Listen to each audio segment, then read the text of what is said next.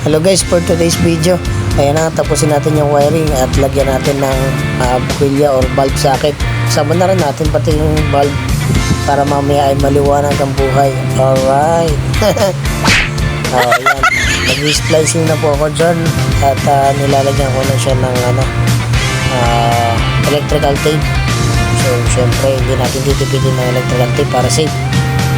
So, kuting-ting lang ng kuting-ting, kuting-ting ng kuting-ting. Ayan po, ang apo ng mamay, napalaban na naman. Sabi nga, ang skills at diskarte, pagsamahin natin, yung mga natutunan ko noon, madadali natin yan hanggang ngayon. At magpakailanman. Alright. May magpakailanman pang nalalaman. Kaya nga po, ang tatay nag-aasist sa akin kasi minsan may pinapaabot ako. Alright, ayun, tapos na yung isa. So, dito naman tayo sa bandang loob sa may parang terrace. Yan.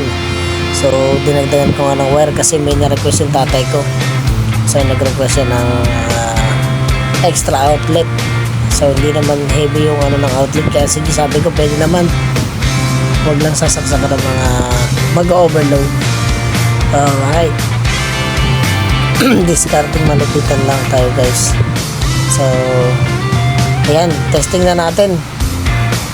Testing natin yung unang ilaw. Alright, namatay, nabuhay. Alright, goods. Yun po sa loob. So, testing din natin. Alright. Okay, goods din po. Okay. May dalawang ilaw yan dyan. Testing natin. May dalawang ilaw dyan sa may labas. Yung request ni tatay. Yan.